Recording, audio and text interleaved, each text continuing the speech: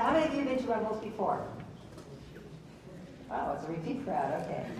How many of you haven't been to? This is your first Rumble. Okay, great. It's about 50 people, that's great. So I hope you've had a chance to take a look at the tables, and if you didn't get a chance or you want to see more, they'll be around after the panels are over, so you can get more information that way. I want you to look at the back of your program. There's some very important information there. That's all of our co-sponsors that we want to thank. They're too numerous to mention by name individually, but they're the people who really help to get the word out about the Rumble. And there's also a list of our elected officials, and they're the people that you should contact after this is over to tell them to do the things that we talk about tonight. So I want to thank St. Andrew's Church community for welcoming us, and now we're going to welcome Father David Ziegler, who's got a few words to say if he's around. Oh, there he is. Hi. He is the pastor of the church. Just welcome everyone to St. Andrew's. I'm looking around and looking what we're doing tonight. I can't think of a more valuable way to use this space at this time. So I thank you for your presence and for what will happen here tonight. You know, Pope Francis says we want to listen to God, hear God speak these days. We need to listen to the cry of the earth and the cry of the poor. And I think that's what we're doing tonight. And so I appreciate your participation and a great welcome to all of you. Thank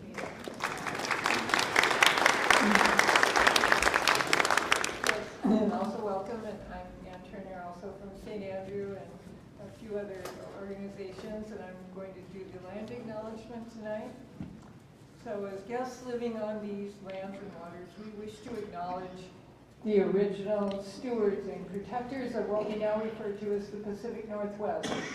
For thousands of years, the indigenous people of this area, including but not limited to the Multnomah, Wasco, Cowlitz, Cathlamet, Clackamas, bands of Chinook, Tualatin, Kalapuya, and Malala, have lived in right relationship with land, air, and water.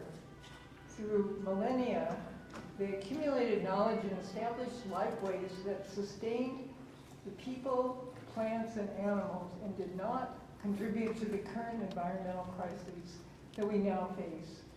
We recognize and respect these indigenous communities. We honor and acknowledge the resilience of this land and of the stewardship of the people and their cultures. We recognize the myriad ways that colonization has been harmful to indigenous people and harmful to the land, and acknowledge the need for reparations and healing. We strive to learn from and support indigenous communities in their efforts to protect the health of the planet. Thank you. So I want to introduce our panel tonight. And this is going to be a little different from our usual Rumble format. We're going to be doing conversations and have like two sessions. First, we're going to we have questions that the panelists and the panel organizers have come up with that we'll discuss. And then we're going to take it back to you, and people will meet with their tables and come up with questions and ideas that you want us to address in the second half. So I want to introduce everybody on the panel. To my far left is Pham, who is Oregon State Representative from District 46 and maybe the state senator next year. And we have Marina Saenz, who's with OPAL. She's a Communications and Narrative Strategy Manager. Indi Griffith, also with OPAL, who's and she's with Bus Riders United. She's a coordinator. And then here we have Chris Smith, No More Freeways, co-founder, transportation advocate, and Indi, Namkoong, is that correct? And she's with Verde, transportation justice coordinator. And I'm not Jonathan, I'm Barbara. This is the second typo of the week for me. So I just wanted to start by reminiscing a little bit. Before I moved to Portland a number of years ago, there was a really vibrant neighborhood in North and Northeast Portland called Albina. And then in the mid-'60s, it was eradicated by the I-5 freeway. When I came to Portland a few years later, I moved to Southeast Portland, and there was talk about putting a freeway through my neighborhood in Southeast Portland. It was going to be the Mount Hood Freeway. And there was a lot of fighting against it, as I'm sure there was a lot of fighting against I-5 going through Albana. But the difference being that instead of having Terry Strunk as the mayor, Neil Goldschmidt was the mayor, starting in 1973. I think 73. And he was a freeway killer. And he killed it, because of all the community organizing, of course. He killed the Mount Hood Freeway and took that money and built the light rail, the Max Line. And to me, that was a vision of a city that was moving in a really great direction. Unfortunately, that direction seems to be going back this way. So tonight we're going to be using, I think it's a good model to think about. One other little bit of aside, I must mention that I-5 went through a black neighborhood. Mount Hood Freeway was going to go through a white neighborhood. So that's another thing to stir into the pot about the inequities of our transportation system. So tonight we're going to look at how a better transportation future must rely a lot less on cars and trucks. And less reliance on cars and trucks will reduce demand for fuels, asphalt, and other toxic stuff stored at the CEI hub, which has been the focus of these rumbles. Tonight we envision a future with less paved surfaces and more trees and green spaces. I also want to note that our discussion tonight does not include electric vehicles. While EVs eliminate tailpipe emissions, EV production results in emissions elsewhere and intensified lithium and cobalt mining to manufacture their batteries. And they continue to demand the more roads, highways, and parking that all cars do. The positive and negative issues related to EVs are complex and a topic for a future discussion, so stay tuned. So now I want to introduce Pham, who's going to set up the evening for us. Thank you so much, Barbara. And thank you all for inviting me to be here today. My name again is Pham. If we could just put up the slides. As was mentioned, I'm the state representative for House District 46 in Southeast Portland. And I'm also a mom and a longtime community organizer. So long before I became a state representative, I was a community organizer along the neighborhoods of 82nd Avenue with Apano and with OPAL. I helped co-found the Oregon Just Transition Alliance. And so really what led me to my path to climate justice was I am the daughter of Vietnamese refugees who came here in 1975. And even though I was born here in the United States, I had the opportunity to go back to Vietnam starting in 1998. And then through the 2000s, would come visit and even went to grad school visiting as well. And so just seeing the impacts of climate change, way before people in the US were feeling it. Just seeing the impacts of the extreme heat, the hurricanes, just the saltwater intrusion into fields, just the inequity and injustice of people who had very little responsibility for climate change yet were bearing the brunt of it, really drove me to want to come back to the United States, which was responsible for the vast majority of emissions, and figure out what does it mean to respond in a way, recognizing that I had a lot of privilege living in the United States, but wanting to kind of be a force for justice. And so that led me to go to Los Angeles, working with the bus riders union in LA, and working in Oakland, and really just trying to understand and seeing that there are microcosms of this global phenomenon here in the US too, and here in Portland, about which communities are hit first and hardest by environmental injustice, and wanting to organize together to figure out what we could do to make sure that we're building a community that actually makes sure that the benefits and the burdens of our development are shared equally. So that's my daughter Maya. That's a summer e-bike. I have enjoyed being able to go on this journey of parenthood, and also it's just really cemented my determination to fight for a more just world for my daughter, and a livable planet, right? The facts and the projections are really grim, but she gives me hope every day, just that we have faced an incredible odds in the past, and throughout our history there have been people who face incredible odds and have overcome them through uniting and organizing, and so we can still do the same today. And your name again? My name is Pham. I'm a state representative. All right. Okay, so this next chart just demonstrates all the greenhouse gas emissions for the state of Oregon. So as you can see, it comes from a lot of different sectors: agriculture, industry and residential commercial buildings, but the biggest portion is transportation. And so in order to meet our greenhouse gas emissions goals, which are to cut our emissions by 50% from 2005 levels by 2030, we're going to have to decarbonize all of our sectors, and particularly transportation. We've made a lot of progress on in the electricity sector. We adopted in 2021, HB 2021, to adopt the boldest clean electricity standard in the country. By 2040, we're going to be 100% clean electricity. We've passed some building decarbonization bills, but we still have a lot of work to do when it comes to transportation decarbonization. This is one of the, actually go to the next slide. This is one of the hardest sectors to tackle because it involves our daily lives.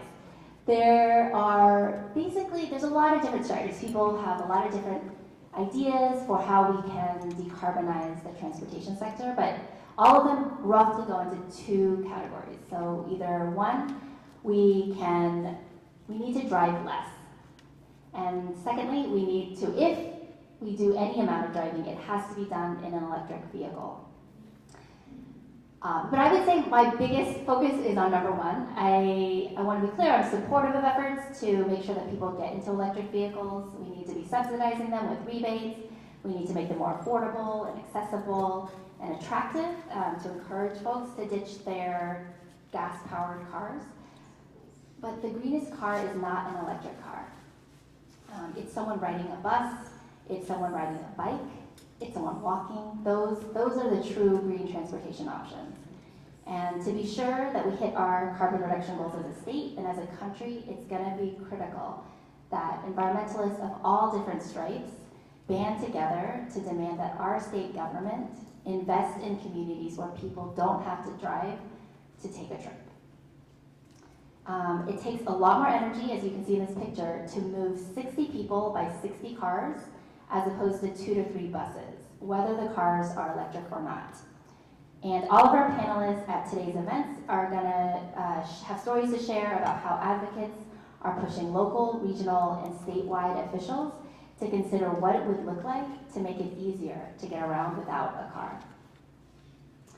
So how do we do that? So the Green New Deal is about basically reshaping our communities. We need to be promoting changes in both our transportation system as well as our land use system to encourage dense, walkable communities.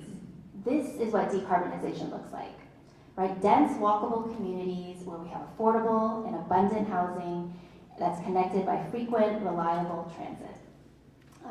This is the most energy efficient way to move, and it's also the most, vibrant, connected way to build communities as well.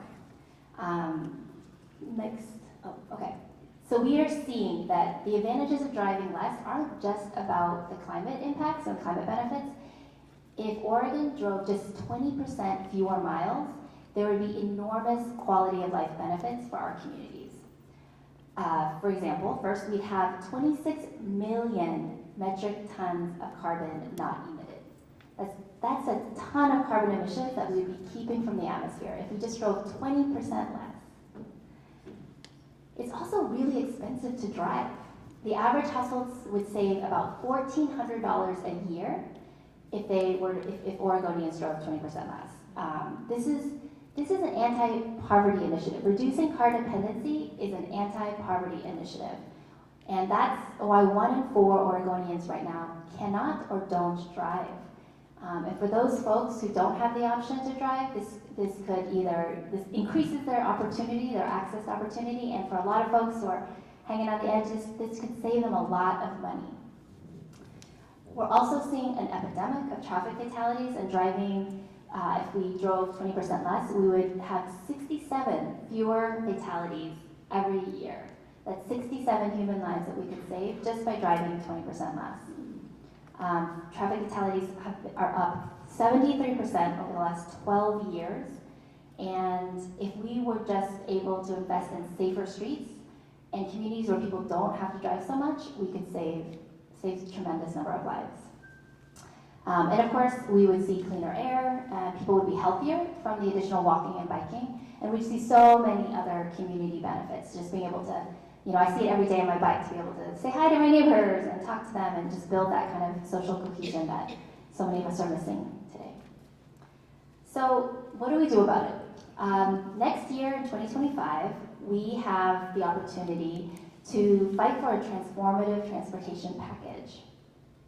As a state legislator, I am committed to fighting to change our transportation system by fighting for statewide policy reforms. Right now, our transportation system is in crisis. Because of our misplaced priorities over the past few decades, and because of dwindling revenue coming in from the Highway Trust Fund, which is our gas tax, ODOT is broke. They have been sounding the alarm, and they are telling us they need serious help.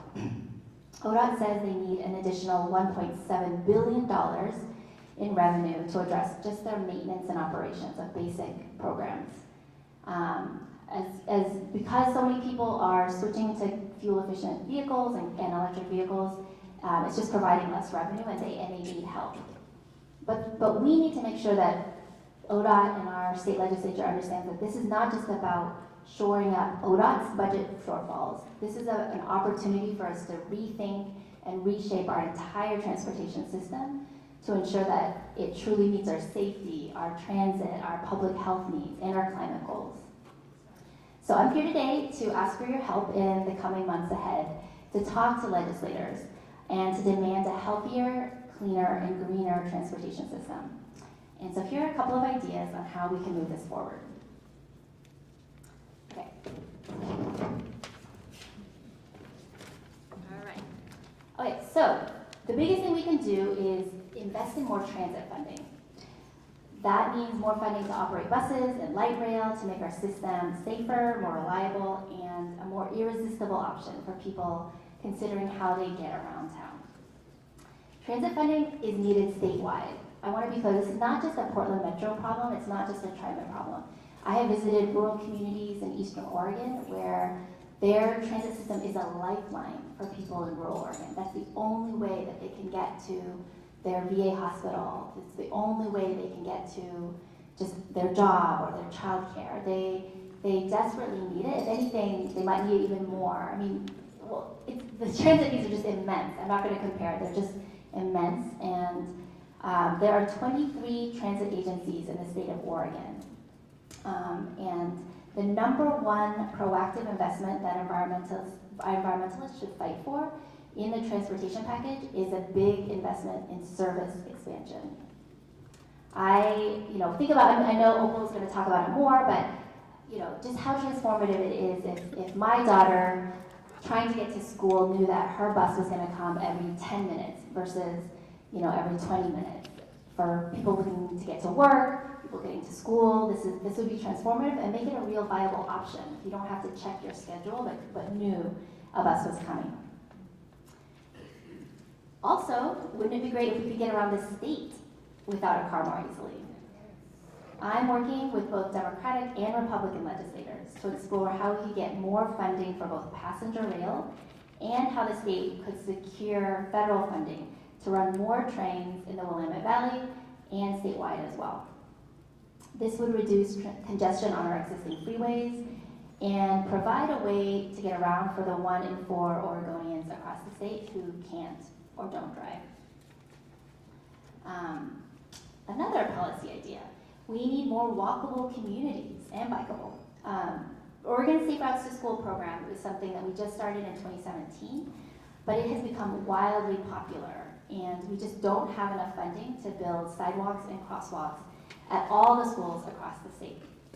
Currently, there is a demand 3 times as much money as the state has to fix up our communities. They're just asking for sidewalks or basic safety to make sure that our kids can get to school.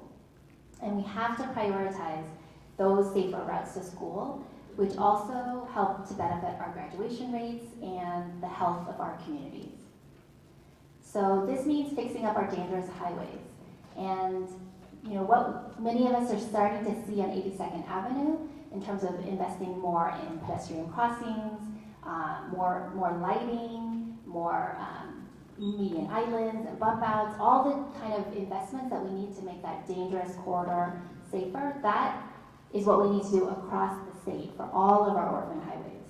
So imagine what Southeast McLaughlin or TV Highway in Washington County or Southeast Powell Boulevard could look like if we actually invested some of the billions that we're spending on freeways into those really critical corridors. There are so many dangerous state-owned roads that we must fix up to eliminate traffic fatalities and also to encourage more biking and walking in our community.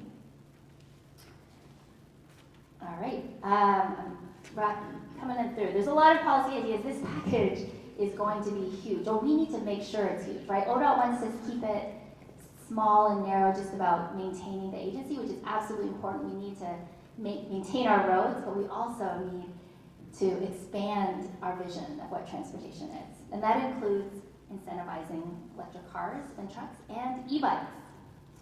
Yeah. So we also have to look at ways to get diesel trucks to be cleaner, and also incentivize e-biking, as I was saying. I am a proud e-bike owner, and it has been so transformative for my family. We have been able to stay a single car family because if we have to take an extra trip, when I'm in Salem and my husband has to go pick up my daughter, he can take the e-bike. We can take small, short trips that would otherwise we would take with a car. Oregon had a program last year that provided rebates for electric vehicles, but it ran out of money because it was so popular. And we need to bring it back and make sure that it's helping Oregonians choose electric cars. All right, next idea. We need to create green jobs. This is an opportunity. This transition that we must embark on if we want to have a livable planet is also an opportunity for us to create good paying, living wage, family supporting jobs in the new green economy. So this is maintenance, maintaining the roads, it's driving the buses, driving the light rail. We need to build this labor blue-green alliance between environmentalists and labor that we have had. We've done that to win the Portland Clean Energy Fund. We've done that to win anything. We've needed to join forces with our labor partners, our labor siblings, to fight for a Green New Deal. So that's one thing that is, sometimes left out of the transportation justice conversation, but we need to make sure it's front and center to make sure we're building really strong relationships of solidarity with our labor partners.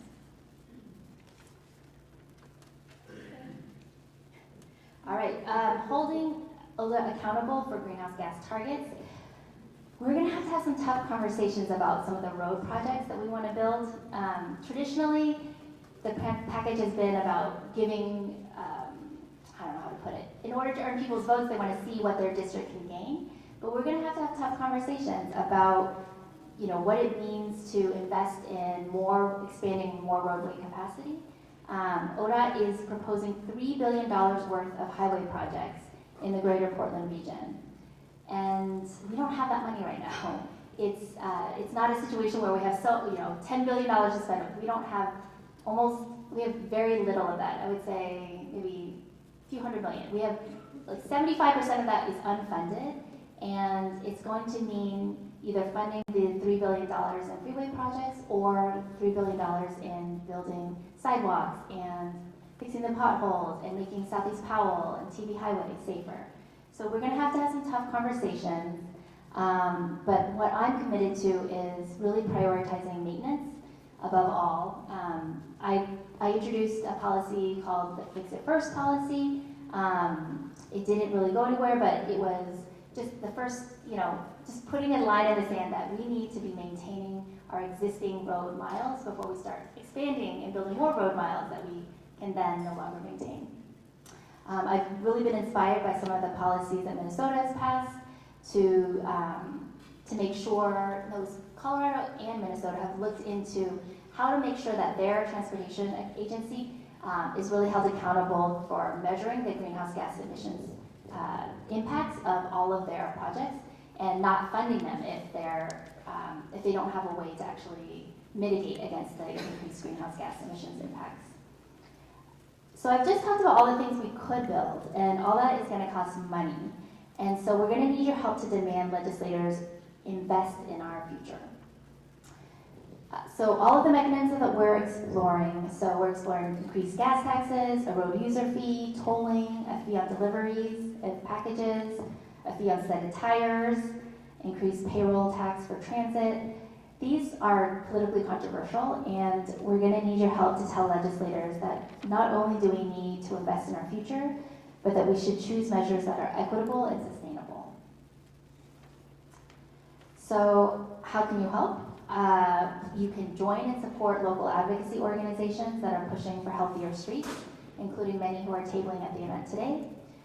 You can engage with legislators over the next year to make sure that they know that you want to see a green transportation package. And you can come out to our Transportation Roadshow. We have an event on Tuesday, June 4th at likely PCC Cascades, but that will be confirmed shortly. But those are the events where you can actually talk directly to the Joint Transportation Committee and tell them what is most important to you for the transportation system. So I want to make sure that I can keep in touch with you and tell you where the location of the roadshow event is on June 4th. So if you could, I want everyone to pull out your phone, please. This is a way for me to keep in touch, because learning about this without taking action is not going to help us at all. So I need everyone to take out your phone and scan this QR code so you can join my list. This is my legislative list. It's just a way for me to keep in touch with you, to let you know what's happening in the legislature, and particularly tell you opportunities to get involved and to tell our legislators that we need to green our transportation system. I hope this is just the beginning of a conversation. This is huge. This is a multi-billion-dollar investment for the next decade, and we're going to need all a powerful mass movement to push back against what some of the auto fossil fuel industry wants to see. So thank you all so much for your time, and I'm looking forward to the rest of the discussion tonight. Thanks, Khanh. I think that if we had more people like Pham in the Oregon legislature, we'd be in a lot better shape. So let's work on that too. So Khanh has just given us a lot of food for thought, and so we're going to take this now and talk first about mass transit, and we're going to be talking with Abby Griffith and Marina Saenz, who are both with OPAL, and talk about mass transit and what's wrong with our bus system.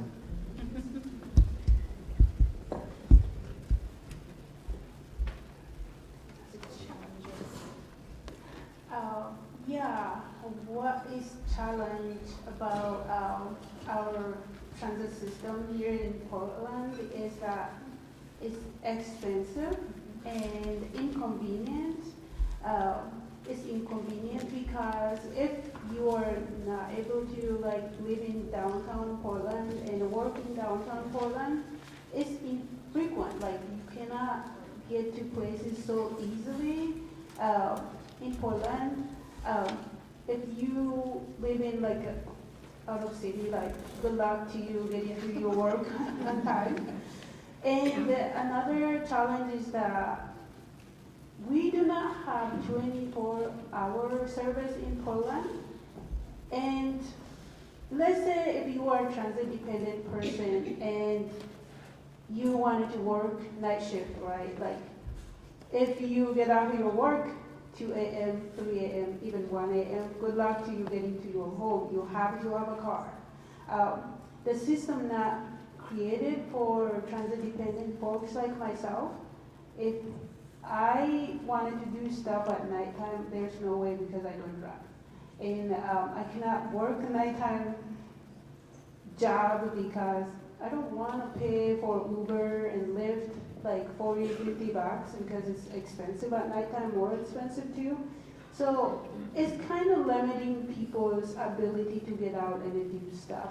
And thank you so much.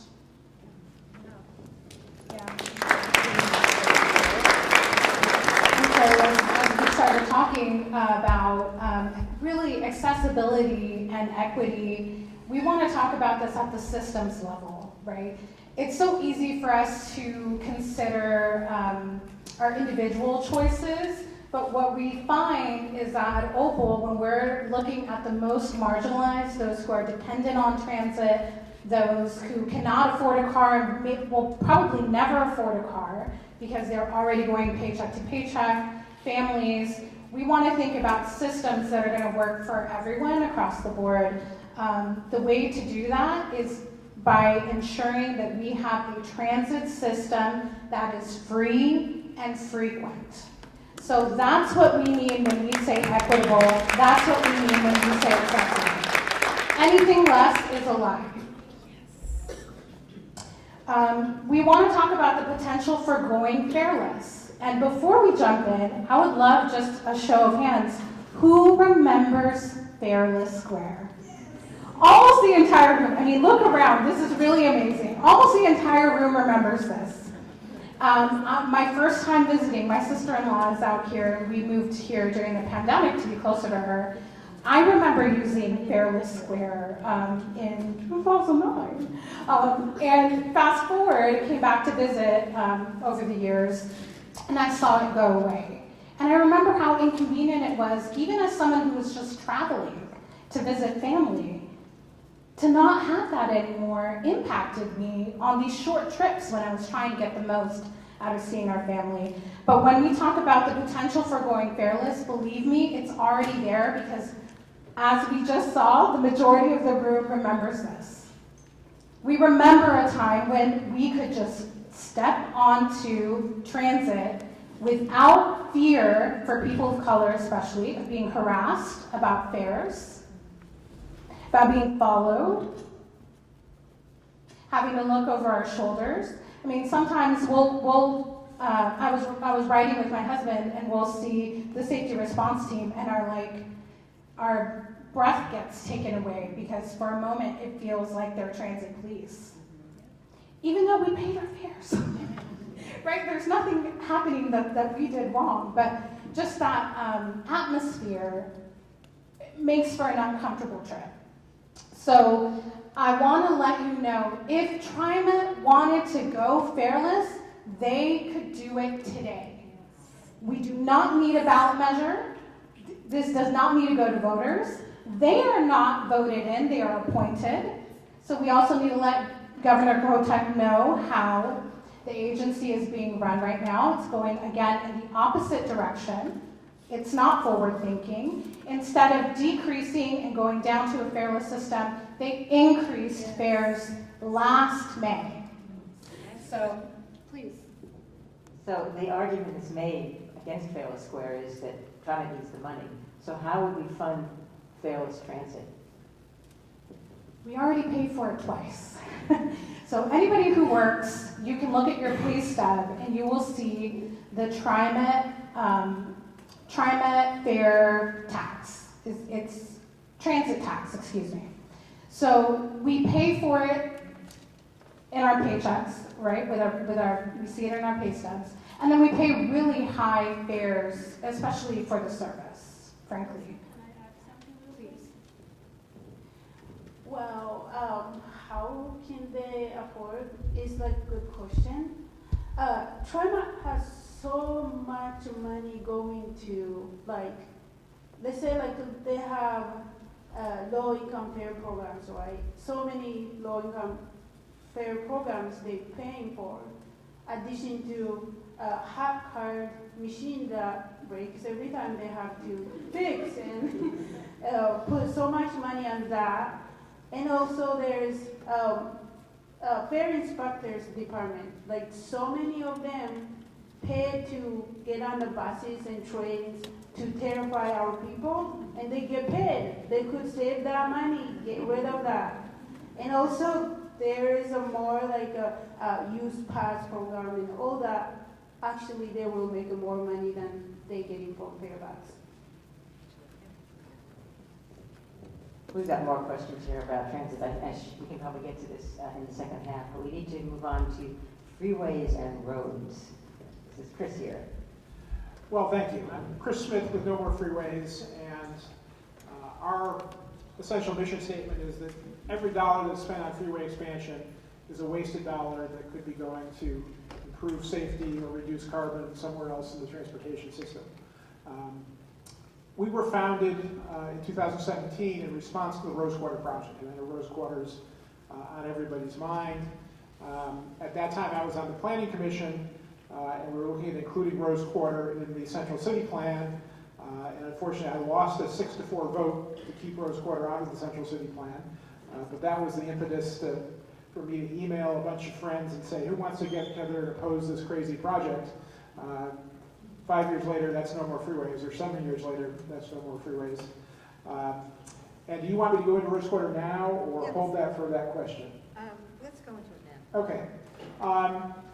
So the origin of Rose Quarter really is kind of a follow-on to the CRC. For those of you who weren't here 10 years ago, the CRC was the Columbia River Crossing, the last attempt to do a big bridge over the Columbia, which ultimately did not get funded. And even as those of us who were opposing that breathed a sigh of relief, ODOT looked at their list of projects and said, well, Rose Quarter's next, because one of the arguments about CRC is, well, you just moved the bottleneck to Rose Quarter. Well, there are always going to be bottlenecks at freeways because when you give something away for free, it's going to get overused, right? That's the nature of freeways, and why eventually we have to talk about pricing as a way to actually deal with congestion rather than try and build our way out of it. We know that when you add capacity to the freeway, within 10 years, capacity is used again and it's just as congested. You cannot build your way out of congestion, and we've been trying to make that argument. So in 2021, we launched 2 lawsuits against ODOT, one on grounds of the National Environmental Policy Act, the big federal legislation that governs how projects like this get done, and again under the state land use system. Those suits went away when ODOT withdrew the project that started over to redesign for the covers that Albina Vision has advocated for, and we're very much in support of the vision of covering the freeway. We just think we should be covering the existing freeway, not one that's 3 times as wide. Because the current freeway is about 80 feet wide. ODOT's plans are to widen it to anything from 160 to 250 feet, depending on where you are. And that's really part of an agenda, not to just add an auxiliary lane in each direction, but eventually to be able to have a 10-lane corridor from downtown Portland to downtown Vancouver. They're designing these with very wide lanes, big, generous shoulders, and they won't admit it, but we know that they want to strike those for more lanes in the future. So we use the courts as one of our tools to do that. We're getting ready to launch a second round of lawsuits because they have, again, advanced it to the environmental process to the point where you can sue them, and we will do that.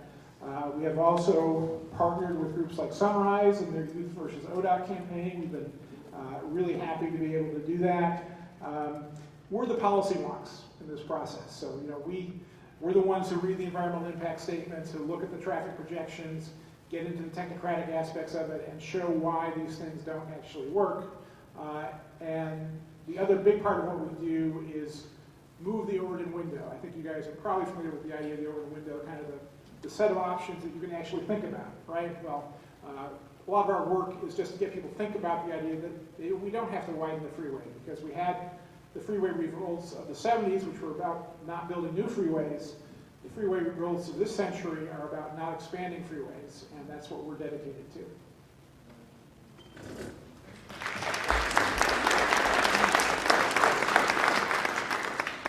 Thanks, Chris. And now we're going to hear from Indi about biking. Oh, are we? I think you're going to end up hearing from me about bike and ped and rolling safety and a lot of other things tonight. Excuse me. Hey everybody, Indi, Namkoong. I'm the Transportation Justice Coordinator for Verde, and also a very proud and happy e-bike owner. You can talk to me after class about that. So Verde is a community-based organization. We're sort of grounded in the Cully neighborhood of Northeast Portland, but in the advocacy sphere, which we do alongside our community outreach and social enterprise work, we're really looking at regional and statewide roots of the problems that we're facing in our neighborhoods. So in Cully, I think last count, and somebody can fact check me on this if my numbers are a little out of date, but last I checked, about 2/3 of our community roads in our neighborhood do not have sidewalks. We got a lot of gravel roads. Those are really hard to roll on, ride a bike on. We've got a lot of really, unsafe streets, incomplete networks. There's some really big gaps in transit connections where if you can go like 10 blocks, 12 blocks to the next big transit line, that's great. But if you're going to have a hard time getting there safely in the first place, whether you're walking, whether you're biking, whether you're rolling a stroller or a mobility device, that doesn't do you a lot of good that it's 12-ish blocks away. We're also facing sort of several intersections of streets on what we call high crash corridors. A lot of the time, these are those, I think you said earlier, kind of orphan highways that currently or very recently, formerly, state-owned highway facilities that in a lot of cases used to be like way on the outskirts of town, but the city, you know, expands and annexes new neighborhoods and brings them in, and then all of a sudden you have people living there. One thing we see, at least in Portland, and I think this is a pattern we see elsewhere, is a lot of the time these are lower income communities, these are communities of color, these are people who can't afford to live in the really nice built out infrastructure heavy city center, so you live a little further out and next to these really dangerous roads where if you're driving, if you're walking, if you're biking, if you're on them in any capacity, you are more likely to get hurt and get in a crash. So we have all of these infrastructure challenges and not a lot of those really good solutions in our community. And when we looked at why, we said, this isn't about just Portland's decision. This is about decisions that we're making at the regional level, the state level, to fund things, to build new stuff in some places, and not build other kinds of things like the stuff that we need in our neighborhood. So right now, we are also pretty laser focused, in transportation at least, on that 2025 package. Really eager to talk more about what doors we can open there, because this is really, it's a choice. I think we have some really interesting counterexamples in other places in the world, and you know, everything's different in America sometimes, but we also, I really like to point to Hoboken, New Jersey as an interesting example. This is a community in the United States. They haven't had a traffic death in, I think, 7 years now, unless something has changed in the last couple of weeks. They daylighted a bunch of their intersections, that's just moving parking back a bit from the stop signs, so you can actually see what's coming. They raised a bunch of crosswalks, did a bunch of high-vis on the crossings and the signage. There's a lot of things, but they're pretty gentle infrastructure changes in a lot of cases. And not a single person has died on their streets in 7 years. So how we're doing things right now and the number of deaths, because we're seeing increases in pedestrian deaths in particular. I think cycling deaths have leveled out, but I'll look at the Bike Lab sticker folks in the room to tell me whether my stats are right on that. We are choosing that outcome right now by funding the things that we're funding, these big old freeway projects, and at this point planning and marketing for them. Ground is not broken on the vast majority of these. Instead of basic safe infrastructure in the places where all of our communities live. And Hoboken and many communities like it, you know, around the world prove that we can choose differently, and I would like to see us do that.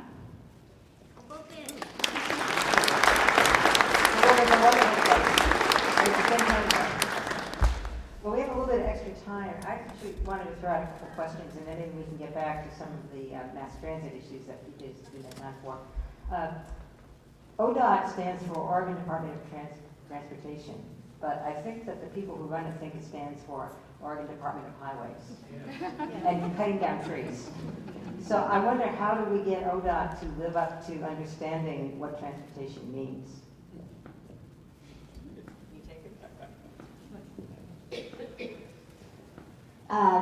That is, I was just thinking about this today. I was like, this is the project, and it may take decades, but I am committed to this. You know, ODOT used to be called the State Highway Commission. That was originally its name, the Oregon State Highway Commission, and that in many ways it changed its name but kept its DNA. My father actually works for the department, or did work, he's retired now, but he worked for the Department of Transportation in California. So I'm very familiar with the way traffic engineers are taught, and it's very hard to change how you've been trained. If you've been trained to just measure throughput, and your job is to get as much throughput as possible in as quick a manner as possible, it's very difficult to then transform it into a totally new entity. And that's what we have to do. I'm looking at that in the car space too, right? We have all these automobiles, these fossil fuel, Ford and GM are trying to become EV manufacturers, but they are being left in the dust by Tesla, these new upstarts, right? So it's really making me think about what does it take to transform a bureaucratic agency to meet this political and ecological moment that we're facing. And it's going to take a mass movement. It's going to take new legislators. I have seen the power of electing even just one new person on the Joint Transportation Committee, me, has been able.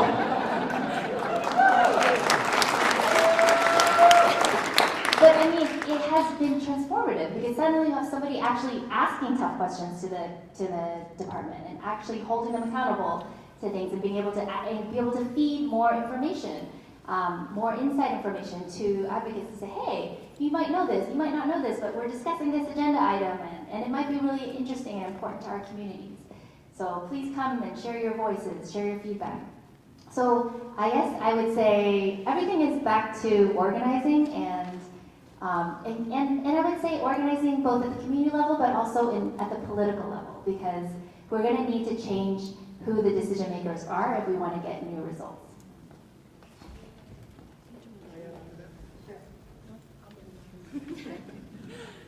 So I think it's important to recognize we need changes in governance at a number of levels. ODOT is governed by the Oregon Transportation Commission, and Rep. Pham had a bill to reform that commission to make it more representative, so that's one way we can make a difference. Leadership in the legislature is incredibly important. If I've learned anything the last couple of sessions, it's how much legislators defer to the committee chairs to be the experts in their areas, and the committee chair for Transportation of the House is very much a freeway believer. So changing that, as an example, my representative in the legislature, and I won't mention her name, but she believes that freeways are fossil fuel infrastructure. She never had a chance to vote on anything that would change that, because when the bills come through, for example, there was an omnibus budget bill, and she couldn't vote against the freeway project without voting against the whole budget for the state. So the system is engineered to protect these interests. And Rep. Pham is wonderful, but we need 31 of her in the House and 16 of her in the Senate if we want to get the things done that we need to do. So we need to be looking at all levels. Who the governor appoints to the Transportation Commission is really important. There are no bike advocates. There's one transit manager on the commission, but it is people who are aligned with the economic interests that benefit from freeways predominantly. All right, I want to tack on sort of two thoughts, I think, building off of the sort of how engineers are taught, what's baked into the system, and the sort of the brains and training and understanding of the world and how this sector works with the people who are leading it. There's also a bunch of funny little rules that find their way, and this is something I ended up learning about more last year during the regional transportation planning process, and I think there were a lot of challenging parts of that plan, undeniably. One good thing that happened that I want to put on your radar for some stuff that's coming up in the next couple of years was a transition away from something called the volume to capacity ratio. So this, I think of it as one of several hammers in the way that we evaluate transportation and whether it's working for us, that makes every single thing look like a freeway-shaped nail. Basically says the only measure, the primary metric you can use to find out whether a roadway is working, it's doing its job, it's not overtaxed, it's not overfull, is the ratio of the volume, the throughput of vehicles that are traveling on it to the capacity of the roadway itself. That has been the primary mode of assessing whether we have a mobility problem, whether we have a problem with a roadway facility in the Portland metro area until the end of November this past year. They just got off of it. The state is now considering a similar thing in their Oregon highway planning process. So keep an eye out for that. That's not really going to be rolling out for the next couple of years, but that is an opportunity to really change one of the rules that is keeping us stuck in this car dependency and this auto-centrism. The other thing I will say is, institutional change is really hard. There are a lot of really incredible visionary people working within ODOT who get it. They are on the same page. They are not in a great position to make changes. So I think one of the things that I'm excited to see moving towards a legislative session and future opportunities is how do we put some rails and some protections around what is actually possible, and how do we set direction for the agency at the legislative level to the greatest extent that we can. Rep. Pham already mentioned a little bit of the sort of Minnesota and Colorado models around greenhouse gas analysis, saying this is the kind of project we want to see, these are the greenhouse gas emissions reductions we want to see, figure it out. I think that's great. I'm really excited about the potential of that.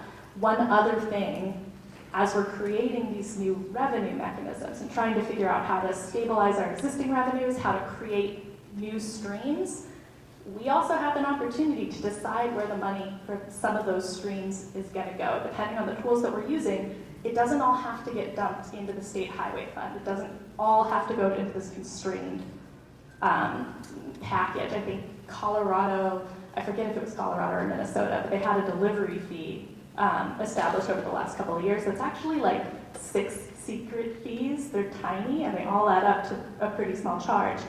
But they were able to direct all of that funding into different buckets that they wanted to fill up for transit, for air pollution mitigation, for electrification subsidies for bikes and cars and medium and heavy duty vehicles. So how can we use this opportunity that's coming up and will continue to come up to, establish a new way of doing revenue, to also establish new outcomes and new investments in very specific things that we are looking for, and really expanding clean mobility for our state.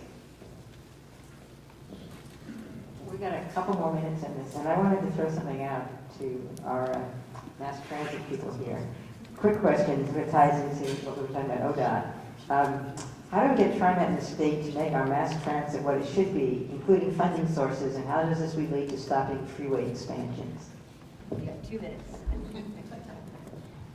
Well, right now, our transit system is not meeting our community's needs. We really want any funds that coming used for making frequent, better and fairless system for our citizens in Portland. And I'm gonna let Marina answer. Fairless transit is the future. We know that it is going to come. At this point, it's not a matter of if, but when. So when the demand is there, we want to make sure that they can meet that demand. So we need that infrastructure to be in place now. No more freeways. Okay. So now we're going to now it's your time, get together with everybody at your table and come up with more questions that you want to ask or ideas that you have that you might want to share with us that we can expound on with this panel. So how long do we have for this? We'll try for 15 minutes. Okay. 15 minutes. And then we'll stick around here.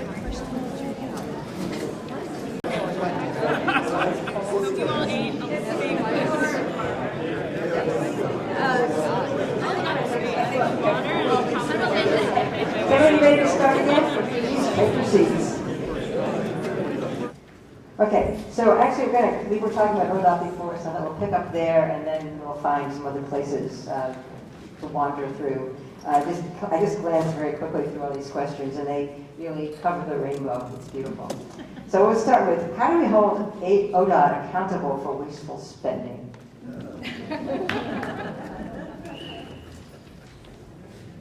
Well, that's kind of connected to the earlier question about how do we transform ODOT to be a true Department of Transportation. Because a lot of what is wasteful is this, like the $200 million they've spent on communications and PR for projects, but in service of making sure that they clear all the obstacles to the freeway, the $1 billion freeway projects. And I think all of these questions always, to me, come down to politics, which is a word that a lot of sometimes activists think of as a dirty word. And I used to think of it as a dirty word too, but increasingly, the more I did organizing, the more I realized that we need to change who's making the decisions, and that means me engaging in politics. You know, when I looked at Minnesota and all the incredible things they were able to do in their last legislative session, they just recently, they had a Republican majority for years, and just recently got a very slim Democratic majority. So I was asking myself, why is it that in Oregon, where we have had a Democratic majority for so long, are we so far behind states, red states basically, or purple states?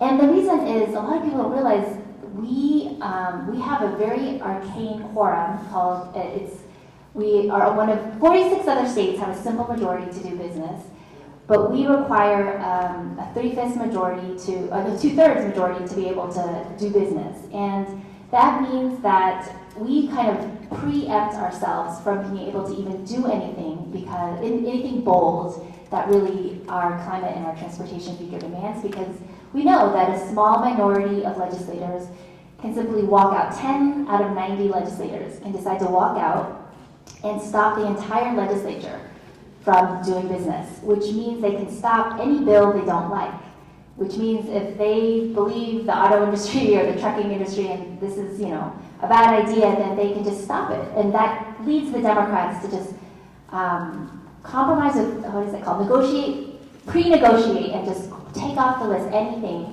that would be truly transformative. So this is a long way of saying that we in the climate justice movement also have to become a pro-democracy movement.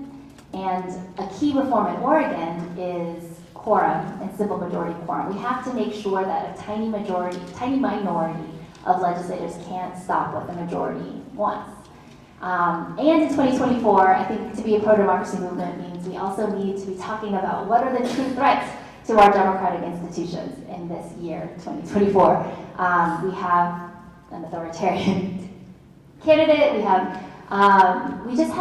I just want to challenge us, because sometimes I'm in climate spaces and I love my climate community, but sometimes we just can get so bogged down into the details about, you know, transportation or ecology, and I just want us to also be thinking about what does it mean when there's this huge threat that if we get a Trump president, you know, we'll have real threats to our environmental protections, our agencies, and so I just encourage all of us, if we want ODOT to be accountable for its wasteful spending, I think all of us need to start thinking about who's actually making the decisions and holding, and making that, not just, we can't change who's in power unless we also making sure that the majority will of the people is honored. So that's a long-winded answer, but I hope that gets to some of the points. There's a second part to that question. Are there other senators or representatives in the Joint Committee of Transportation that are against freeway expansion? Are there other representatives on the Joint Transportation Committee also against freeway expansion? I would say that none of them would explicitly say that, other than me, they're against freeway expansion, but many of them also say, I think we can have it all. We can have all the transit stuff. I love Khanh. Yes, we can have bikeable communities. Yes, we can have walkable communities, and we can expand these freeways. Like, why are you such a downer? And I'm really committed to an end to magical thinking, because they're also the ones who say, and no tolling, and no taxes either, because I want to get reelected. So I just think we have to be honest. We have finite funding, and you know, people are really hurting right now, and so I understand that we have to make sure that we have to be really careful about raising taxes, and we have to be really careful about making sure that tolls aren't hurting working class Oregonians. But given that, we do not have expanding revenue pots, and so we are going to have to make tough choices. And that means if I have to make a choice between a freeway expansion and funding safe routes to school, or funding sidewalks or safety investments on Powell Boulevard, I will absolutely make safety and maintenance and transit, pick safety, maintenance, and transit over freeway expansion. And right now, the problem is we haven't forced our legislators to be honest about the choices that they have to make. And so that's the choice that we need to make more clear to our legislators. I'm going to read this question, and then I think I'm going to kind of rephrase it. The question is, how are PSEF dollars being used to support public transportation, safe bike, and walkways? My question is actually, are they even being used? So we are in an interesting point in the PSEF pipeline. Was this the end of 2022? Time isn't real.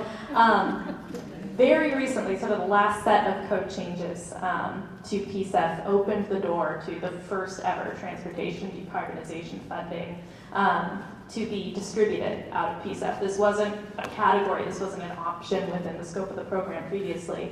I am hearing that we're going to see that e-bike rebate funding, that first program, biggest in the country, biggest municipal program in the country. We're going to be hearing some more public rollouts of what that program is going to look like, starting to bring in the program administrator very soon. I am so excited to see a lot more e-bikes out in the streets of Portland. We're also anticipating quite a bit of funding going to the Transportation Wallet program. This is something that PBOT's been doing for years. PBOT, Portland Bureau of Transportation. It's basically just gives people a flexible chunk of funding for lower income folks. Sometimes it's connected with affordable housing. Sometimes it's connected with folks choosing not to park, I think, in downtown Portland. There's a bunch of different ways to get into the program, but it gives you flexible money to spend on Nike bikes or TriMet fares or Lyfts and Ubers, and it has been just like a raging success with everybody who uses it, and this will allow the program to expand during a time where PBOT is really struggling to fund basic services as it is, so that's huge.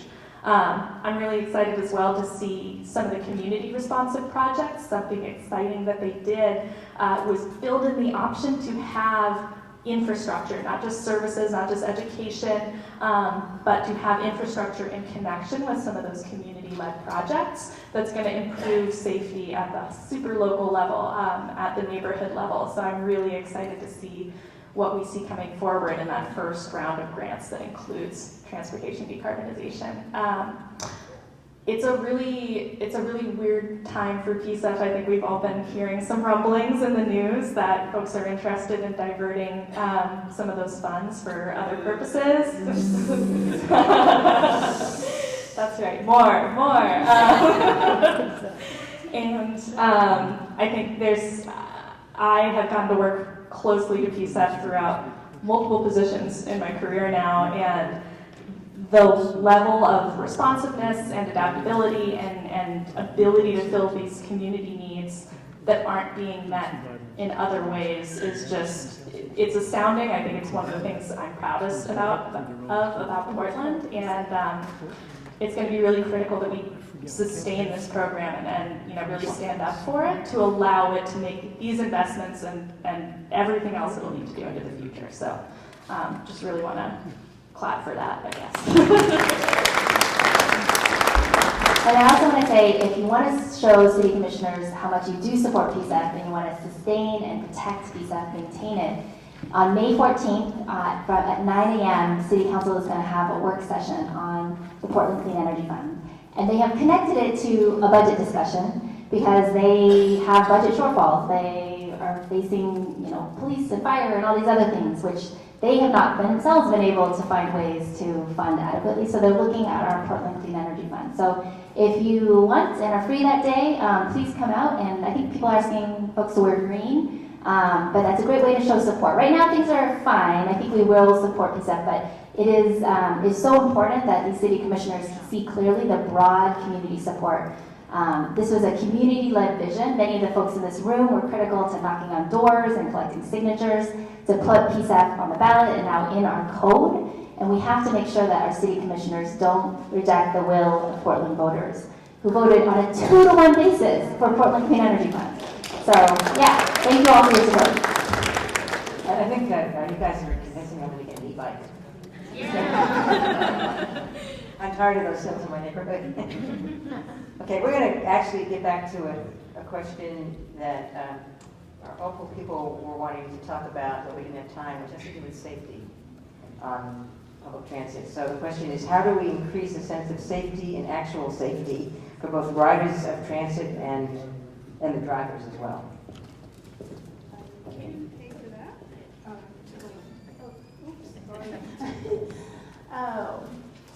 How can we increase safety for riders and drivers? I think it's safe to say remove fare, because when some of our riders cannot afford to pay, and drivers ask for fare, and it's not necessary. They should not ask riders, but it could cause tension, and that is not safe. Also, like, I think I want to answer, there's a last question. Safety means bus riders, OPAL Bus Riders Unite advocated for Portland streetcar rider ambassadors program, and rider ambassadors program on the streetcar. These ambassadors come on the streetcars, and they bring like socks and waters, snacks, and like hand warmers if it's winter time, and they support riders who need it the most, and making Portland streetcar very safe to ride.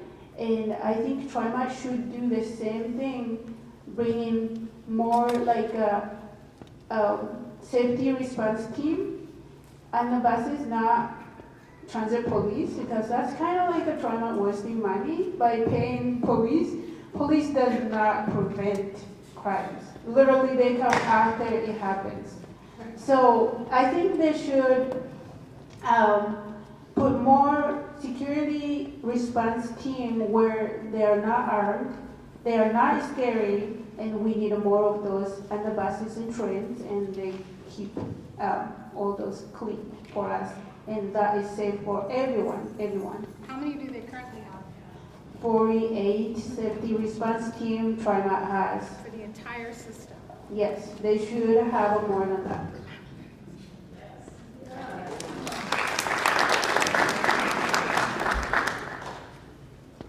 Okay, actually, there's a question that I find very intriguing. It makes me think about something I've never thought about before. Okay. For those of you, are everybody aware that a train derailed under the steel bridge on Monday and almost destroyed the bridge? And so the question is, Friday we almost saw the steel bridge collapse and the entire MAX network destroyed by a freight train derailment. This is just another reason to build a tunnel. How could we get state level funding for such a local project? First of all, do you think we need a tunnel? I'm not sure where that tunnel would be. I mean, I guess we had a tunnel under the river, but I'm not sure how that would help Max. But anyway, it's just an interesting idea. I have a few thoughts. So No More Freeways is also part of the Just Crossing Alliance, which is the coalition of 36 organizations, including, I think, everybody on the stage, working on the Interstate Bridge Replacement Project and trying to make that more equitable and sustainable. And just coincidentally, today we had a presentation from an international transit planner who's worked on projects all over the world. And one of the conclusions of that discussion is if we really want to maximize transit from Vancouver to Portland, we need probably 6-car trains, not 2-car trains on light rail, and they need to be grade separated as they come through North Portland, so they should be up in the air or underground, and then they need to go under downtown because, of course, you can't have more than 2 cars because of the length of downtown blocks if you keep MAX on the surface. So we need a whole level of investment in the corridor to make it so we can use transit to move people in volume from Vancouver to Portland and back, and not push them into their cars, which is the option we give them today, or in some cases express buses. But if we really want a mass transit system, we have to have a tunnel. The good news is the 2023 RTP, which Indi voted on at TPAC, puts a tunnel on the planning horizon for the first time. And I don't know, Indi, if you want to say anything more about that process? Before diving into the RTP in general, I'll just say I think the federal dollars have a huge role to play in this. We saw, we've seen historic. I might just talk about the IIJA a little bit instead, and then we can get back around to it. We've had historic levels of investment open up at the federal level God, what does the first I stand for? It's the Infrastructure and Jobs Act, but I'm really struggling. Inflation. No, that's IRA. Yeah. That's all right. I think you might be right. Okay, let's all pretend that I know what it stands for.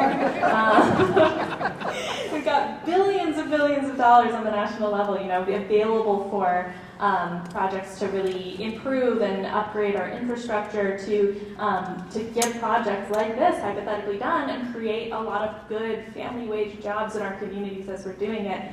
And what we're seeing, state by state, a lot of states are choosing to divert this funding in connection to or just explicitly to more freeway expansion. So I also think, everything that we're saying about the state government, we're not alone.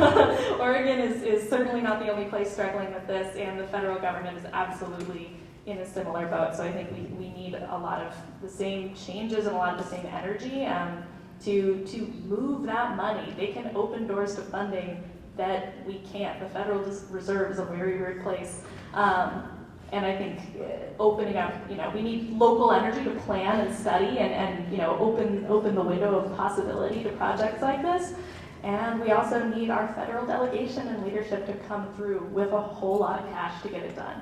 So my question is this tunnel going under the Columbia River? Because I think that my impression about the train derailment had to do with building a tunnel under the Willamette River. Yes. So we probably look at having it go from somewhere in Lloyd Center and then come up and meet the Max Tunnel going under the West Hills. So all of downtown would be underground from the east side to the hills. Oh, just like Moscow. Maybe Phil over here.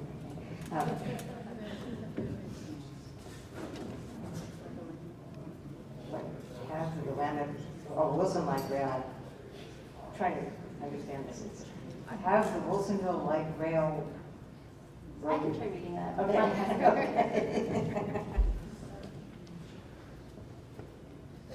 Has the Wilsonville Light Rail helped road traffic? Is Wilsonville have a light rail? The West Side Express, Oh, okay. yeah, there is a commuter rail service to Wilsonville, and I don't know.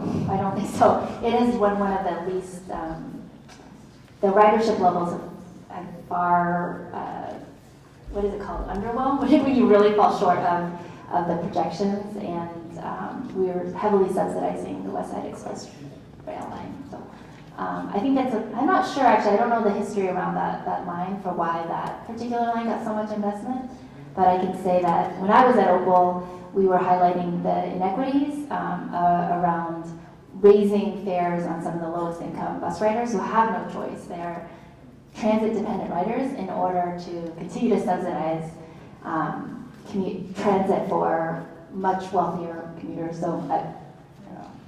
It sounds like what the Columbia Crossing is about too, actually subsidizing the commute for people coming from Battlefield or stuff like that.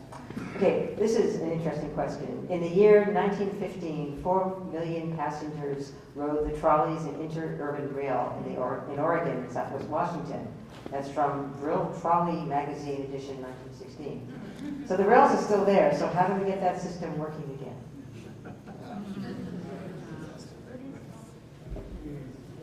Well, I've been working on Portland Streetcar for 20 plus years as a board member and as a community member. And we actually have a vision for how we could expand the streetcar system through the whole city. Honestly, I think the better investment is rubber-tired buses that can be deployed a lot faster. Rail is great when you want to use it to shape the community that you're going to build, and we'll be talking about that in Portland with respect to extending streetcar to Montgomery Park. But if you really want to look at the benefits of a wide system and mobility rather than development is the top priority, we can do better with buses. I'll also just add, a lot of those old streetcar neighborhoods in Portland and communities really around the state, around the country, the built, but these are some of our most beloved streets. I think Alberta was one of them, if I'm not mistaken. I lived between Belmont and Hawthorne, and these are some of, you see really awesome mixed uses. You see a lot of small retail and independent businesses. You see a little bit more room for pedestrians and cyclists. That infrastructure is still there. It's baked into how these communities were built in a lot of cases. And so even if we're running buses there instead of streetcars, I still think there's a huge amount of opportunity to capitalize on that from a transportation perspective, but also from a livable communities perspective, because those are great places to put housing, to do transit-oriented development, to make sure that people can get to grocery stores, schools, medical options, and really reduce their need to drive, because there was a time where nobody did in those neighborhoods. We could do it again. Actually, some of those tracks are still baked in too. I remember when they were repaving Milwaukee Avenue about 20 years ago, and they got it down to bedrock, and there were the trolley tracks. And I'm not sure if they took them out or they left them in, but I mean, and I think the OPAL, which likes to be really nostalgic about things, and they talked about all the trolley tracks that are still embedded in streets in Portland. There's 260 miles of trolley tracks in Portland.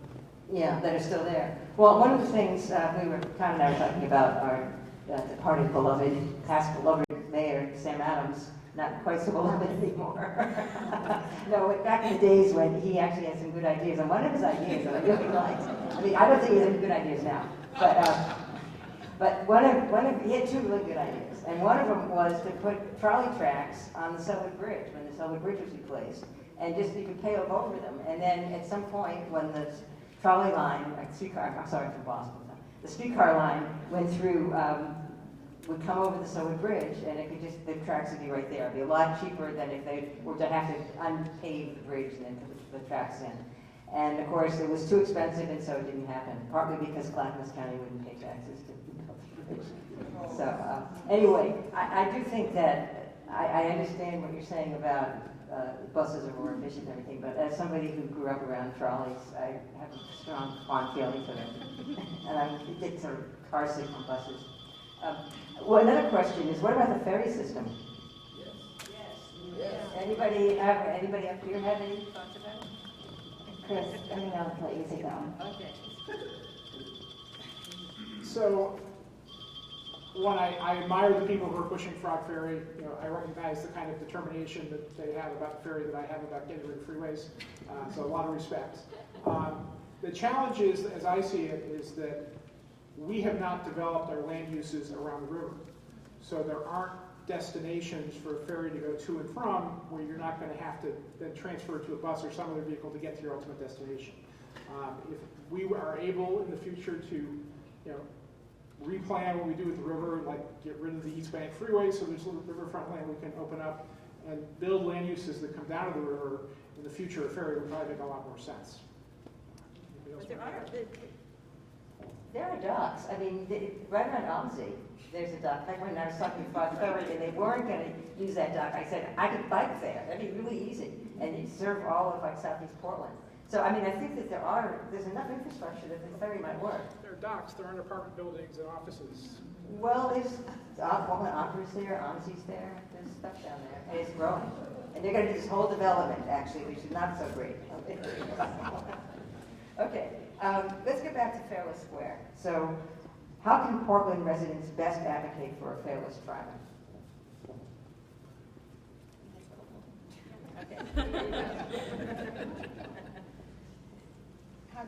Do you want to start that? So anyone can access the TriMet Board of Directors. They have their monthly meetings. It's always at a very inconvenient time on Wednesday mornings. I was at Lincoln High School this morning sharing with high school students who are interested in how they could give testimony because they're in class. So there are 3 ways. One is you can go in person. There's a window of time between 9 and 9:30 that you have to sign up, and then you have to stay there because now they begin with public comment. It used to be, and OPAL changed this, that public comment was taken after. They've already made their decisions and after they made their decisions. How do you feel about this thing that we just did that's screwing you over? Please tell us. And so now it is before, so that means you have to be there on time. Okay, so that's the reason I'm sharing that. The other thing you can do is because of the pandemic, I believe there's now a virtual option. This is also increasing the accessibility for folks who may be homebound, who may not be able to get to the different places that TriMet holds their board meetings. And so you're able to do that. You have to do it by 2 p.m. the previous day. That's all I'm saying, so you have to remember Tuesday at 2. Okay, that's your cutoff. Tuesday at 2. And then you can also submit an email. And this is what has the most mystery for us. And so please help us do something. Please help us run this experiment. There is an email that you can submit your testimony to. It's on their website. If you just Google TriMet Board of Director meetings, the 3 options pop up. There's a drop down and the email's right there. Copy paste that.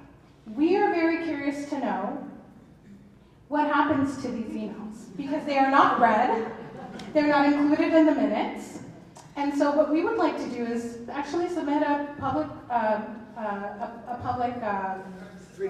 record request. Yes, thank you. Information request. That's the word I'm looking for. And I'm keeping a tally. There were about 22 students who wrote an email this morning, and so we've got a fair amount of people here. If you can commit to doing that, you can just raise your hand. It's very easy to do. You can say, I want Fairless Transit now.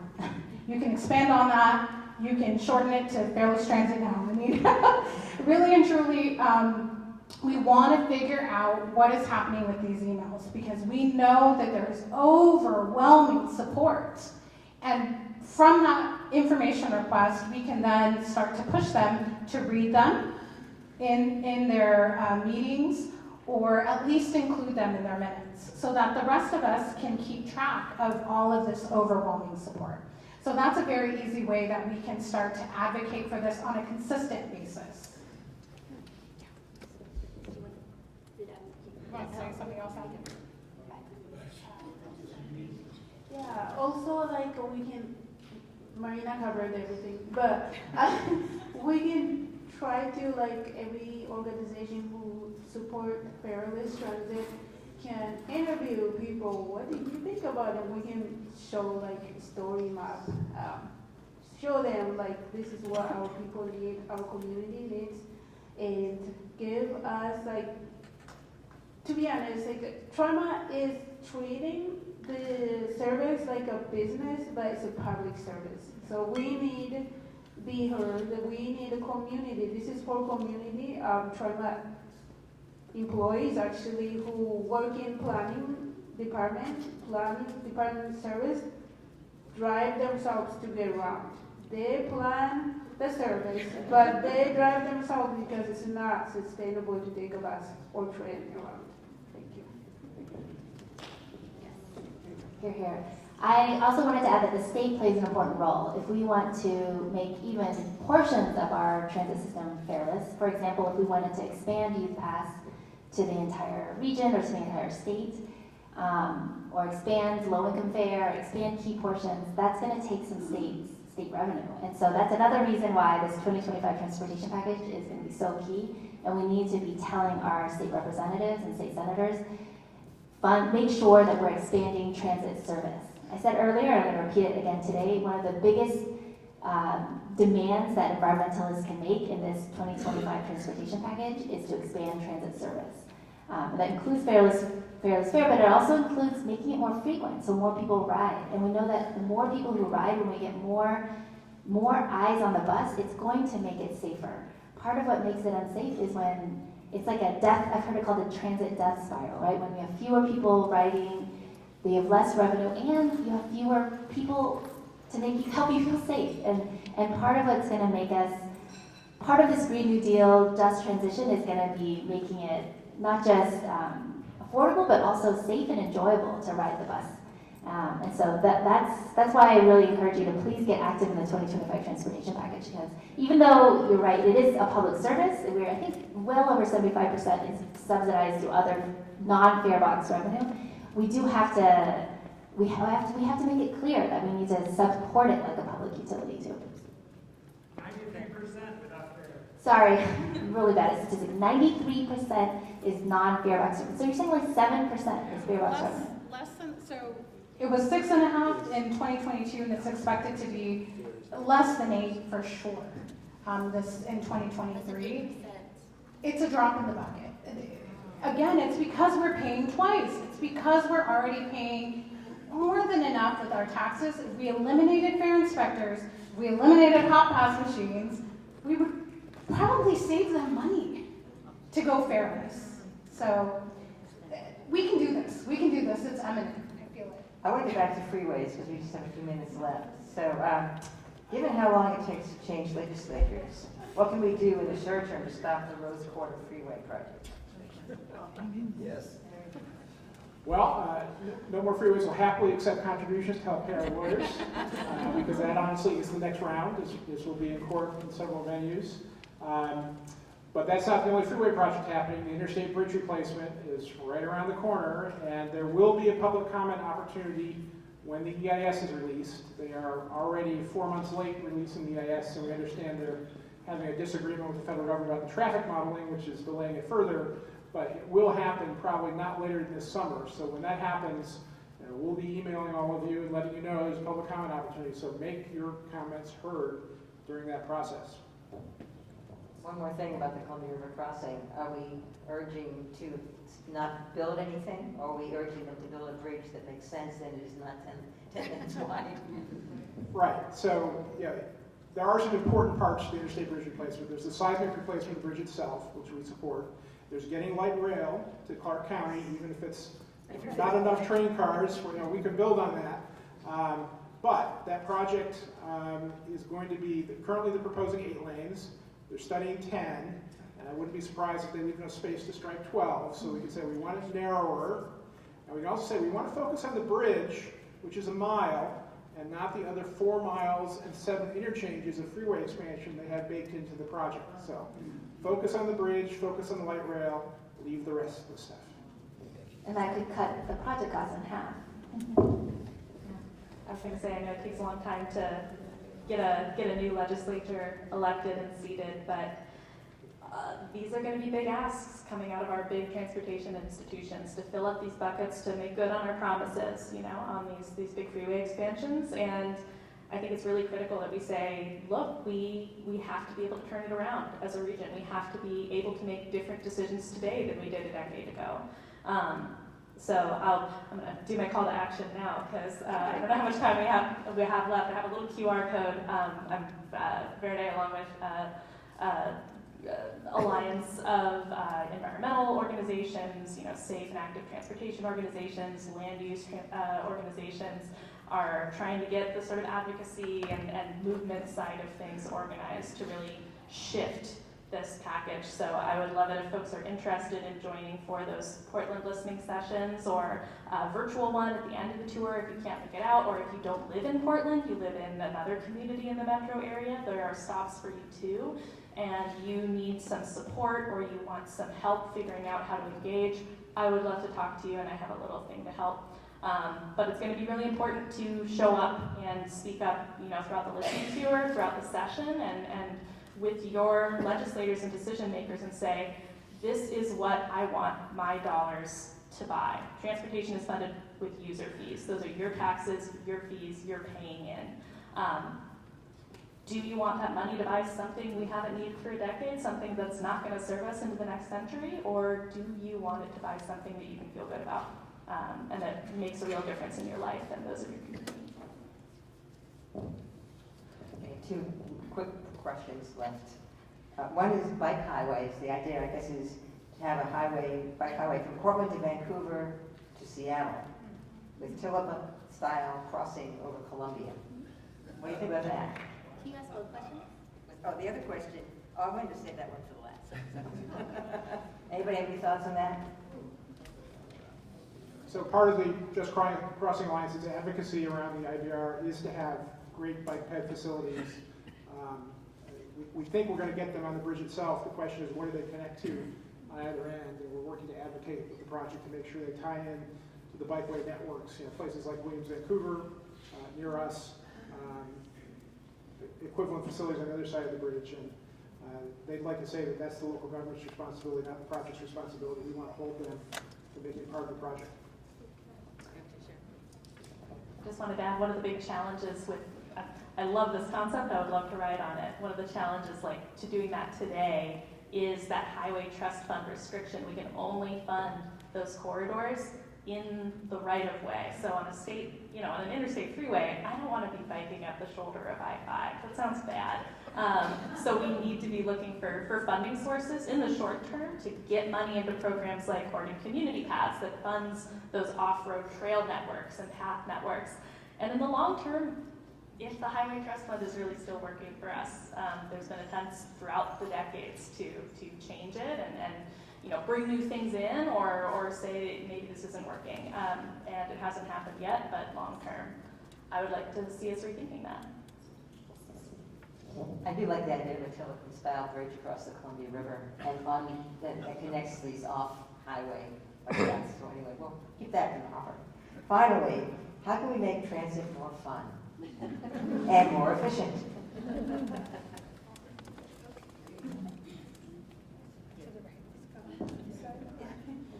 How can we make transit more fun and efficient? Definitely keep it clean, clumsy. People like it clean. Trains and buses. Also, we should have better bus shelter that has a cover, because people don't like being rained or when it's sunny, so hot, people stand in the heat. That is definitely not a lot of people excited about. Also, put lights and more buses, definitely more services around everywhere. People can jump on a bus and a train and get to place where they want to go. It shouldn't take anyone more than 20 minutes to go where they're going in, especially in city areas like this. It shouldn't take an hour or 2 hours to get to place you're going. So it should be quick and fast and frequent. Yeah. Can I answer that? So I mentioned earlier I was a bus organizer in Los Angeles, and this is where I fell in love with buses, because I had the opportunity to just have conversations every day with people on the bus, and it was for me, in a place like LA where we just don't have other spaces for people to come together, or especially people of other ethnicities and races and somewhat different income levels, to actually sit across each other. And that time, this is pre-cell phone, pre-smartphone. So this is how old I am. And people, they have a book, but they were kind of captive. So when I come up to them and say, hi, I'm here with the Bus Riders Union, they usually did have conversations with me, and it was really beautiful. And we actually sometimes had superhero, there was also kind of street theater, so we do sometimes too. And it really captured for me that buses are truly public space. And some of the problems that we're seeing in society right now, they're also, we'll also see them on the buses, because it truly is our public space. But both the challenges of our society and also some of the opportunities and the possibilities are also possible in our transit system. And so I guess I would just hope that we would bring that same kind of why can't we have kind of street theater plays and stuff on our buses? Why can't we invest in it in the same way that we invest in the opera and other places? If this is our public space, we need to be investing in it. And because this is about democracy as well. If we want to have a democracy where we're not just, there is so many voices who are trying to make us afraid of each other and make us turn against our neighbors because they're different. And the only way we're going to get past that is if we start to have conversations with each other. And right now, people are on their smartphones, but buses and MAX trains are a place where you can actually sit across from someone who's very radically different from you and actually ask them what they think are the biggest issues facing our community and what we can do about it. So I think we should be investing heavily in public transit, not just as a way to get from A to B, but as a way to build our democracy.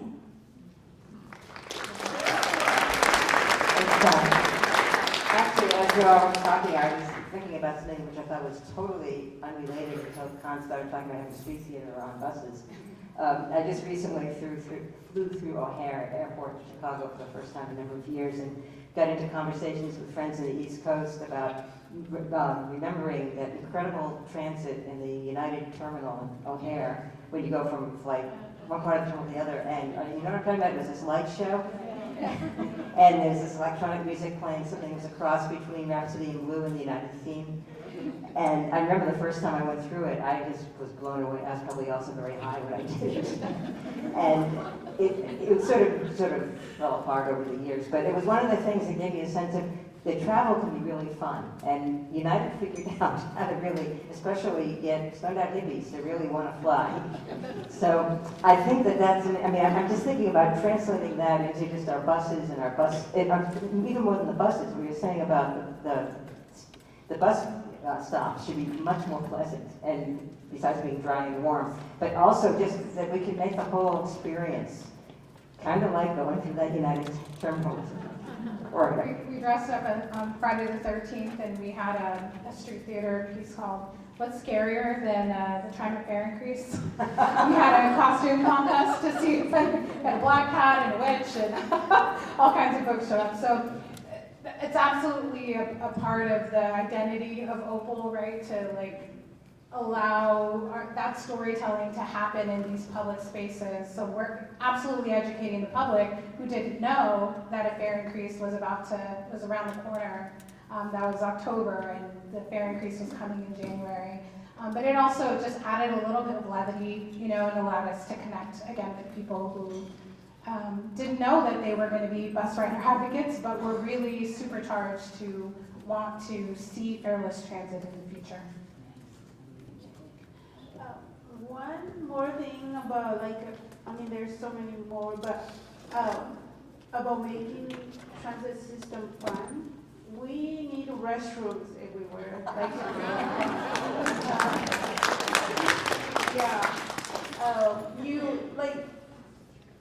Imagine that you have whole hour to ride a bus and transfer to 3 buses. You need to use a restroom, so we need to see that too.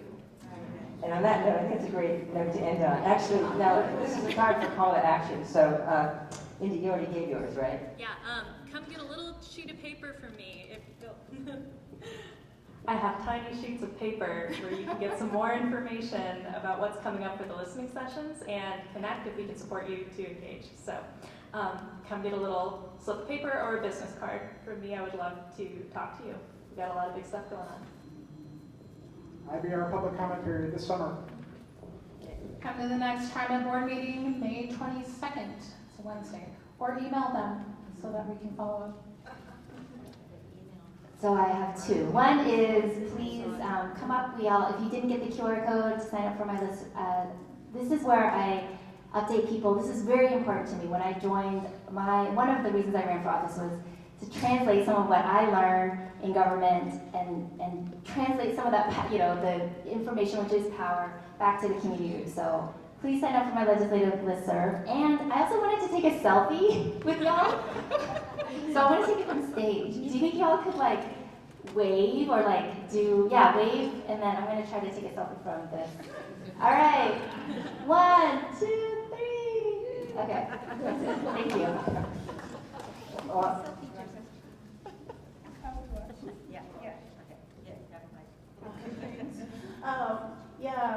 I wanted to say that if you are a transit rider and if you wanted to come to Bus Riders Unite meeting every third Thursday of the month, and next one is going to be 2 weeks exactly from today, and we will be talking about transportation package and how we can go on June 4 and give testimony and stuff.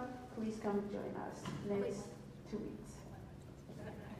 Sorry, June 4th is again that Portland Roadshow. So we likely will be PCC Cascades, but if you want confirmation, on my list we will confirm the time and the place. But June 4th is where you can finally talk to the Joint Transportation Committee and tell them directly we need a green transportation system, a safe transportation system, and investing in public transit. And remember, on the back of your programs is a list of your elected officials. So call them, write them, stand in front of their offices, whatever, and get them to listen to the things that we've been raising tonight and why it's important that they take our side. And also, your voters pamphlet must have arrived in the last few days. Read it closely and vote for the right candidates. There's some really good people running for county commission, for one thing, and people like for the state legislature and other positions as well. And it's really important who we elect as I'm just saying. Oh, yeah. So thank you all for coming. This is great. We'd like to see so many people turn out. And if you haven't, you can check out the tables. Some of them are still going. And we have Paul with you who's going to sing a song for us. Come on, Paul.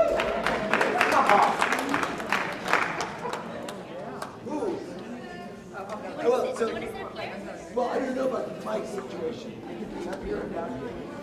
Well, I'll try it. Okay. So before you sing your song, I'd just like to have one more call to action. I'm Lisa, I'm the Community Center Director here, and I would love it if you would help put away your chairs. We're going to pull out a rack over here, and after he's done singing, we want to listen to the song, then we can put away the chairs, and then we'll take care of the tables. Thank you so much for coming. No, thank you. And you won't be able to hear me if you're putting away chairs. I mean, that might be better, but whatever. Anyway, so I wrote this song about 6 years ago because people like Chris and others talking about the expansion of I-5. It just seemed like it was a really dumb thing to do because it would just bring more cars into the city. I thought it was so obvious people just needed the song. It's more complex than that, but anyway, I wrote this song. And, okay, you can sing along because this part repeats a lot. It goes, the thing we need to understand is induced demand. In the 60s, we built the interstate. In the 70s and 80s, we thought it was great. In the 90s and aughts, we said, let's add a lane, and now by God, they're saying that again, but it should be clear. The system is broken. Adding more lanes is just a futile token, because the thing we need to understand is induced demand. A lot of us like to drive around town, and you can't help but notice that things have slowed down. But adding more lanes is never done, because if we build them, they will come. And the thing we need to understand, thank you, is induced demand. I wish Tom McCall was still alive. He tore down Harbor Drive. Tom McCall, by the way, was a Republican. So all this stuff about parties, Tom McCall boy, we had some progressive Republicans. I wish Tom McCall was still alive. He tore down Harbor Drive, and now Dennis Buchanan, who was my next door neighbor for a while, has gone away. He helped block the Mount Hood Expressway. People of courage, people of goodwill, and I know we've got that kind of people still. But one thing we should never forget is that freeway fighters take a lot of shit, and they need to understand is induced demand. Walkable communities, trolley tracks, riding my bike to the grocery with my groceries on my back. We all want to be clean and green. So that's why I'll see you at Rumble on the River number 16. And the thing we need to understand is induced demand. In the 60s, we built the interstate. Let's stop the madness now before it's too late. And the thing we need to understand is induced demand. Thank you. Thank you, everybody. Can you get a picture with the camera? Just one more thing. Somebody suggested that I thank the food. And I want to thank all the people. I want to thank the rest of the Rumble on the River Planning Committee who are responsible for taking the tables, taking out the chairs, bringing the food, and putting together this event. So thank you all.